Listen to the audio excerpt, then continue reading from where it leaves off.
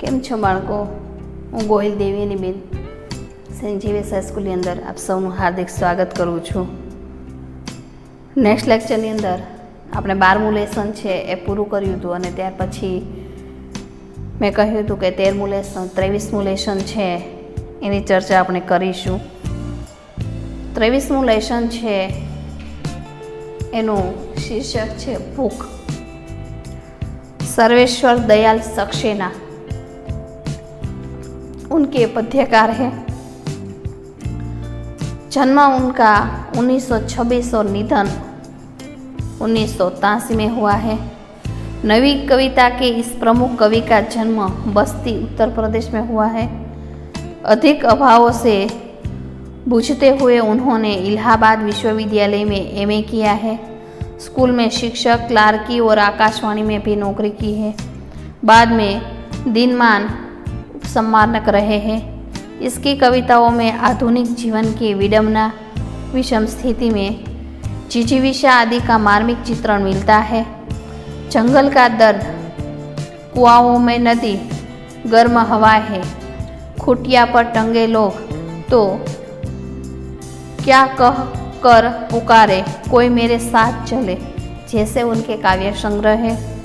उनकी रचनाएं तीसरा सप्तक में संकलित है. बतूता का जूता बाल कविताओं को अनूठा संग्रह है. उन्होंने नाटक भी लिखे हैं.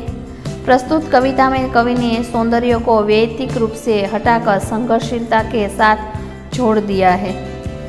आपको पता होगा कि भूख शब्द बहुत लाचारी दर्शाने वाला शब्द है અને ખાસ કરીને હું તમને કહું તો ગુજરાતી સાહિત્યની અંદર પન્નાલાલ પટેલ છે એને બહુ સરસ રચના કરી છે. ભૂખથી એ ભૂંડી ભીખ આવો એક શબ્દ છે એનો અને બહુ સરસ રચના છે. ભૂખ શું કહેવાય? આપણે કહીએ ને કે પેટ કરાવે વેઠ. હવે ઘણા બધા કોટેશનો છે કે જે તમને દર્શાવતા હોય પેટ કરાવે વેઠ. આ 2 ટકનું ખાવાનું એવું છે કે વ્યક્તિને ઘણું બધું કરવી જાય છે. અને ઘણી બધી સિરિયલો છે કે એની અંદર તમે જોતા હશો કે માણસ શું શું કરી શકે છે. 2 ટકના જમવા માટે માણસ કઈ હદ સુધી જઈ શકે છે. તો ભૂખ શબ્દ છે એ પ્રત્યેક प्राण के शरीर को स्वाभाविक क्रिया दर्शाता है. તમે 1 દિવસ ભૂખ્યા રહી શકો, 2 દિવસ રહી શકો, 3 દિવસ રહી શકો, પણ વધારે પડતા તમે ભૂખ છે એને સહન ન કરી શકો. તમે જોજો 1 દિવસ પણ આપણે ઉપવાસ રહ્યા હોય તો આપણે કેટલું ફરાળ કરી લઈએ છીએ. અને કદાચ ફરાળ ન કર્યો તો સવાર પડે એની રાહ જોઈએ છીએ. અને હવેના તો ઉપવાસ એવા જોયા છે કે રાતના 12 વાગે એટલે દિવસ બદલાઈ જાય એટલે માણસ 12 વાગ્યા પછી ઉપવાસે તોડી દે છે. સવારે રાખે ને 12 વાગે તોડી દે. તો તમે જુઓ છો કે ધીમે ધીમે પરિવર્તન આવતું જાય છે. પણ ભૂખ છે એ બહુ ખરાબ છે અને માનવીની ભવાઈની અંદર ભૂખની માર્મિકતા બતાવી છે.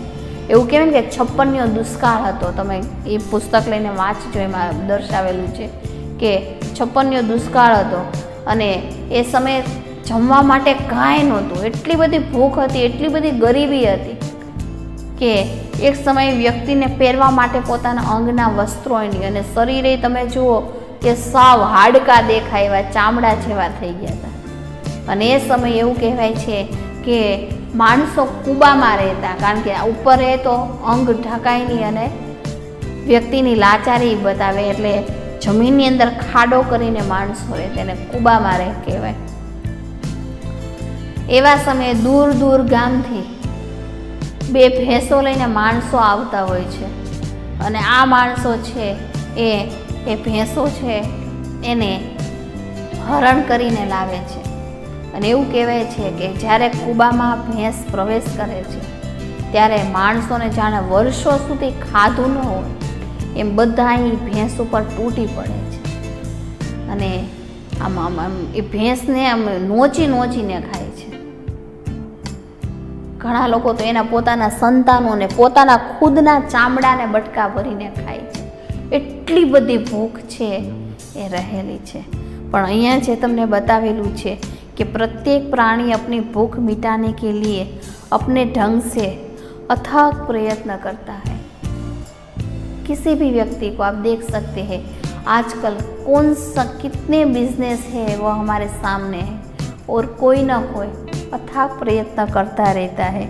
और इसी संघर्ष की प्रेरणा हमें इस काव्य से देखने को मिलती है। यहाँ पर हमने देखा कि जो संघर्षमय का वातावरण है, उनका सौंदर्य है, वह हमें यहाँ पर प्रस्तुत किया है। तो हम उसके भाव के साथ यहाँ पर जोड़ते हैं। प्रस्तुत कविता में कवि ने सौंदर्य को वैयक्तिक रूप से हटाकर संघर्षशीलता के साथ जोड़ दिया है। जब भी भूख से लड़ने कोई खड़ा हो जाता है, सुंदर दिखने लगता है। जब भी समाज में हम देखते हैं, कवि कहते हैं कि भूख से मुक्ति पाने का मार्ग संघर्ष है। કોઈ એમ કે મારે ખાવું જ નથી, પહેલાંના ઋષિ મુનિઓ હતા એ હજારો વર્ષો સુધી તપ કરતા હતા। ખાવું, પીવું, સૂવું, ઉઠવું, બેસવું, આ બધાનો એને ત્યાગ કરેલો અને એણે પોતાની જ્ઞાનેન્દ્રિયોને વશ કરેલી હતી। એટલા માટે એને હજારો વર્ષો સુધી કોઈ ક્રિયાની અસર નહોતી થતી। અને મેં તમને કહ્યું કે આપણે 1 કલાક પાણી ન પીધું હોય તો આપણે પાણી પાણી પાણી કર્યા રાખીએ છીએ। તો અહીંયા પણ એ શબ્દ છે कि मुक्ति पाने का संघर्ष नहीं है। जब कोई प्राणी भूख से मुक्ति पाने के लिए संघर्ष करता है, तब वह बहुत सुंदर दिखने लगता है, बहुत सुंदर दिखने लगता है। मैंने कहा कि आज मेरा उपवास है, आज मैं नहीं खाऊंगी, तो खाना छोड़ देते हैं आप, पर फराल का जो भोजन है वह नहीं छोड़ते हैं। कहने का अर्थ यह है कि बिना संघर्ष के किसी समस्या का हल नहीं निकलता, इसलिए जो प्राणी संघर्ष करता है वह बहुत सुंदर दिखता है। कहने का अर्थ यह नहीं है कि खाना छोड़ देंगे तो आप सुंदर दिखने लगेंगे, पर खाने छोड़ने के साथ जो आपका संघर्ष जुड़ा हुआ है, वह संघर्ष आपको बहुत सुंदर दिखता है। तो वह बात यहाँ आपको बताई है।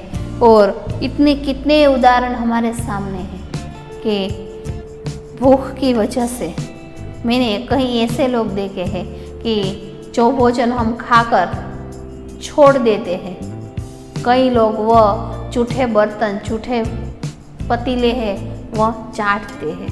अब हमने आगे देखा ना बूढ़ी काकी, उनमें भी हमने देखा कि उसे खाने की कितनी लालसा थी।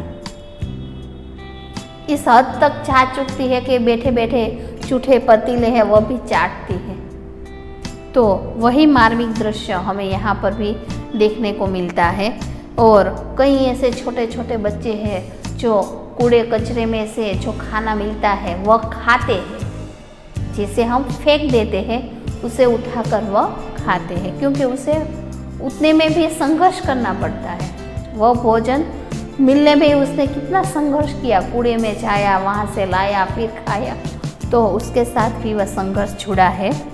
आगे, झपटता बाज फन उठाए साफ, 2 पैरों पर खड़ी, कांटों से नहीं पतिया खाती बकरी। बाज पक्षी अपने शिकार को कब्जे में करने के लिए जितनी तेजी से उस पर झपट मारता है और जिस तेजी से उसे अपने चंगुल में दबोच कर उड़ जाता है, वह देखने लायक होता है। यहाँ पर आप देखते हैं कि शेर जंगल का राजा होता है और हम देखते हैं कि जंगल के राजा को भी अपनी भूख मिटाने के लिए संघर्ष करना पड़ता है, शिकार करना पड़ता है, अपने खुराक की शोध में उसे जाना पड़ता है। और जब उसे अपना शिकार मिल जाता है तो उसे मारने के लिए कितना प्रयत्न करना पड़ता है, उसे भी उसके साथ संघर्ष करना पड़ता है, उसके साथ मारझूट करनी पड़ती है, फिर उसे दबोच कर फिर वह अपना खुराक है वह प्राप्त कर सकता है। तो आप देख सकते हैं कि एक बाज है जो अपने शिकार को बहुत तेजी से झपट लेता है और उसी तेजी से उसे अपने चंगुल में दबोच लेता है, और वह दृश्य देखने वाला होता है। तो आजकल हम देखते हैं कि लोग हैं वह खाने के लिए एक दूसरे के साथ छल कपट करते हैं और वह दृश्य देखने लायक होता है। जैसे आप देखते हैं कि रेशन में जो सरकार हमें चीज़ें देती है और जो हमें रेशन की दुकान से मिलती है उसमें कितना फ़र्क होता है, कितने कंकर कितने देखने को मिलते हैं। इसी तरह अपने शिकार पर वार करने के लिए फण उठाए सांप का आक्रामक रूप भी सुंदर लगता है। जैसे सांप नेवले की दुश्मनी आप देख सकते हैं, सांप और नेवला कितना और एक दूसरे को मारने के लिए तत्पर होता है। उसी तरह सांप फेंट फैलाकर अपने दुश्मन को, जब शिकार को आक्रामक रूप से उसके पीछे दौड़ता है, उसको दबोचता है, वह देखने लायक होता है, बहुत सुंदर होता है। जब बकरी अपने दोनों पैरों पर खड़ी हो जाती है और अपनी भूख मिटाने के लिए वह कांटों के बीच से नहीं नन्ही नन्ही पत्तियां खाने के लिए संघर्ष करती है तो उसका सौंदर्य अनूठा लगता है। जब बकरी खाने के लिए, भूख के लिए कांटेदार वृक्ष है, पेड़ है, उसमें भी अपने दोनों पैरों से खड़े होकर छोटी छोटी पत्तियां को तोड़कर जब वो खाती है, जो संघर्ष करती है खाने के लिए, वह दृश्य कितना सुंदर है। आप देखते होंगे कि पहले शहर में नटका आप તમે જોતા હોય તો આમ રસ્તા ઉપર ઘણી જગ્યાએ નાના નાના વાંદરા છે, પછી બે થાંભલા બાંધ્યા હોય એની દોરી ઉપર નાની નાની છોકરી છે એ દોરડા ઉપર ચાલવાનો, લાકડીથી આમ ટેકા ટેકાથી ચાલવાનો પ્રયત્ન કરતી હોય. શું કામ કરે છે? ખેલ બતાવવા માટે તમને નહીં, પોતાની ભૂખ મિટાવવા માટે. જે 2-5 પૈસા મળે અને એનાથી પોતાનું રોજીરોટી ગુજરાન છે ચાલતું હોય છે. પહેલાં શેરીએ શેરીએ દર રવિવારે મદારીના ખેલ આવતા. સાપ હોય, બે સાપ હોય, નાચતા હોય, બીન વગાડતા હોય, વાંદરું હોય નાનું એવું. પછી નાના નાના છોકરાને ભેગા કરે કે જાઓ ઘરેથી એક વાટકી લોટ લઈ આવો અથવા 1 રૂપિયો આપો. હજી પણ ગામડામાં કેક આવું જોવા મળે છે, શહેરમાં તો આવું જોવા નથી મળતું. પણ આવા બધા ખેલ થતા અને આ ખેલની અંદર તમે જુઓ કે માણસો પૈસા માટે, તમને ખબર હોય સર્કસની અંદર મોટરસાઇકલનો મોતનો ગોળો, એની પ્રેક્ટિસ શા માટે? ભૂખ માટે. વ્યક્તિ કેટલી મહેનત કરે છે, કેટલો સંઘર્ષ કરે છે, ત્યારે એને પ્રાપ્ત થાય છે. પણ સર્કસની અંદર સિંહ, હાથી, આ બધાને ભૂખ્યા રાખવામાં આવે છે અને એની પાસેથી સર્કસના ખેલ કરાવવામાં આવે છે અને ખેલ પૂરા થાય પછી એને જમાડવામાં આવે છે. એટલે ખોરાકના માટે ભૂખ્યા થયા હોય એટલા માટે એ બધા ખેલ કરે છે. એટલે અહીંયા તમે જુઓ છો ઘણી વખત એવા ખુખાર જોયેલા હશે તમે, સિંહ ને વાઘ, કે સર્કસના માણસ ઉપર હુમલો કરે છે. શા માટે? તો કે વધારે પડતી એની પાસે ટ્રેનિંગ કરાવતા હોય છે, વધારે પડતા એને ભૂખ્યા રાખવામાં આવતા હોય છે અને એક સમયે એની જ ઉપર હાવી થઈ જતા હોય છે. તો ભૂખ છે, આ બધું કેટલા દ્રશ્ય આપણે સર્કસના ખેલ જોવા કેવા ગમે છે. જાદુગરના ખેલ, એક ટોપીમાંથી બીજી, બીજીમાંથી ત્રીજી, આમ રંગબેરંગી પાંદડા કરે. તમે આમ જુઓ ને, અહીંયા બેઠા હોય થામે વિયા જાય. આ બધું શું છે? હાથની કરામત છે. આમ આમ કરે પૈસા પૈસા પૈસા પૈસા નકરા નીકળે. તો એ પોતે જ પૈસાવાળો ન બની જાય. શું કામે આ બધા ગામને ખેલ બતાવે? પણ પૈસા કમાવા માટે, ભૂખ માટે વ્યક્તિ છે અલગ અલગ તરકીબ અપનાવી અને પોતાને ભૂખ છે ને સંતોષે છે. એટલે અહીંયા પણ એ અને જોવું કેટલું સારું લાગે છે. સાપનો ખેલ જુઓ, બકરીને જુઓ કે પછી બાઝને જુઓ. અહીંયા ઉદાહરણ જે આપ્યા છે પણ એના માધ્યમથી તમને સમજાવે છે કે સંઘર્ષ ખાવા માટે વ્યક્તિ નહીં પણ પશુ પ્રાણી પણ કેટલો કરે છે. दबे पाँव झाड़ियों में चलता चित्ता, डाल पर उल्टा लटक, फल कूरता तोता, या इन सबकी जगह आदमी होता. जब भी भूख से लड़ने कोई खड़ा हो जाता, सुंदर दिखने लगता है. जब भी कोई कवि कहते हैं कि अपनी भूख मिटाने के लिए अपने शिकार पर जब खूंखार चीता दबे पांव झाड़ियों में एक एक कदम सावधानी पूर्वक इस तरह रखता हुआ चलता है कि किसी को जरा से भी आहट न हो, और इस रूप में वह बहुत सुंदर दिखाई देता है।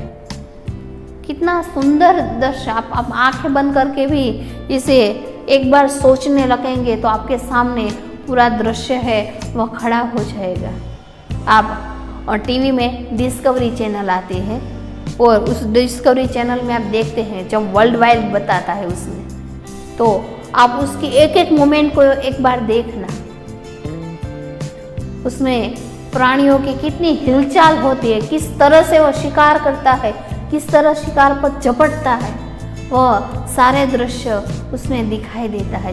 किस तरह बड़ी मछली छोटी मछली को निगल जाती है, छोटी मछली इससे छोटी मछली को निगल जाती है, पृथ्वी के नीचे कौन कौन से सजीव सृष्टि है, वह सारे दृश्य हमें डिस्कवरी में देखने को मिलता है।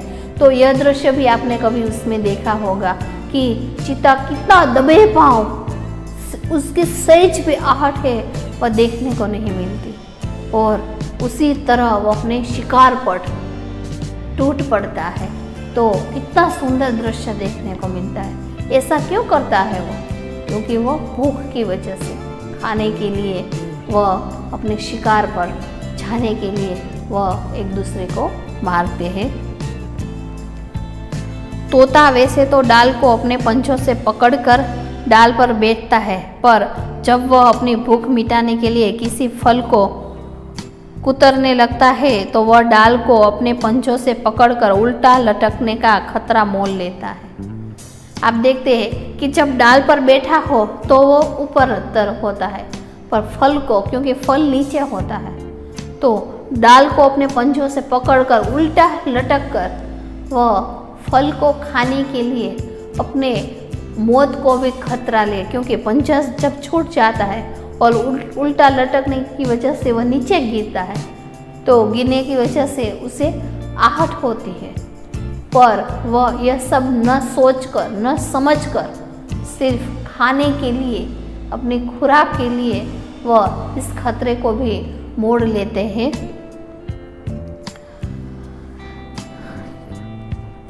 तब उसका भूख मिटाने के लिए किया गया संघर्ष बहुत अच्छा दिखाई देने लगता है।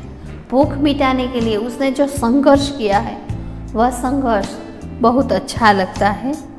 या फिर इन सब की जगह अपनी भूख से लड़ने के लिए जब कोई आदमी संघर्ष करता है, यहाँ पर आपको कितने उदाहरण दिए गए हैं। आप देख सकते हैं कि सबसे पहले आपने देखा कि जब कोई व्यक्ति भूख के लिए जो संघर्ष करता है उसमें आपने देखा बाज है, फिर सांप है, फिर बकरी है, फिर आपने देखा तोता है, चीता है। जो शब्द यहाँ पर आपको प्रयोग किए हैं उस सब ने अपनी भूख मिटाने के लिए कितने संघर्ष किए हैं। उसी तरह आप मनुष्य की बात यहाँ पर की है कि मनुष्य को भी अपनी भूख मिटा के लिए कितना संघर्ष करना पड़ता है, कितना लड़ना पड़ता है। उसके भिन्न भिन्न रूप दिखाई देते हैं, अलग अलग रूप से व्यक्ति है। आप देखते हैं कि पहले एक दूसरे के लिए मर मिटते थे और आज भाई भाई है वो एक दूसरे के दुश्मन होते जाते हैं। क्यों? क्योंकि उसके पास ज़्यादा है, इसके पास कम है। आज लोगों को ऐशो आराम की ज़िंदगी जीनी है, अच्छा खाना खाना है, अच्छा पहनना है, घूमना है, फिरना है, यही सबका एक संघर्ष है।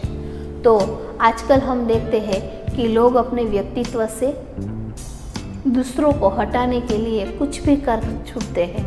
तो ऑफिस में आप देख सकते हैं, ऑफिस के बाहर है, सब जगह संघर्ष करना पड़ता है।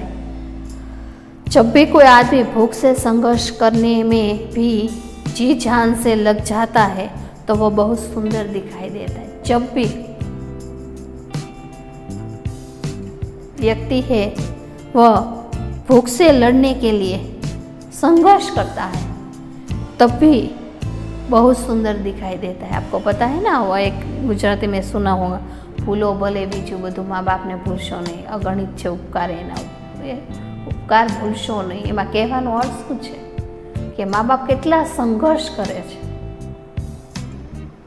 ભૂખે સૂઈ અને ભોજન કરાવે છે, બા પોતે ભૂખા રહે છે, સંતાનને જમાડે છે, 2 વખતની રોટી માટે કેટલો સંઘર્ષ કરે છે.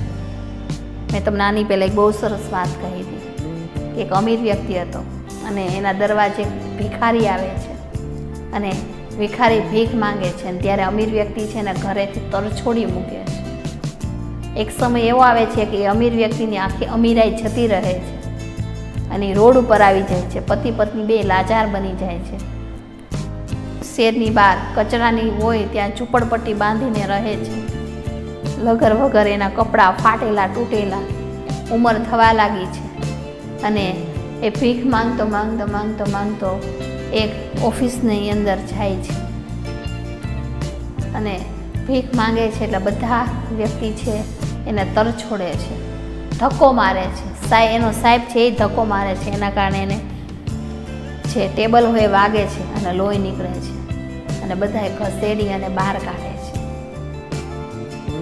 ત્યારે એ વ્યક્તિ છે એ કશું બોલ્યા વગર ઓફિસમાંથી બહાર જાય છે. બહાર રડતો રડતો એ ફરી ભીખ માંગવાની ક્રિયા શરૂ રાખે છે.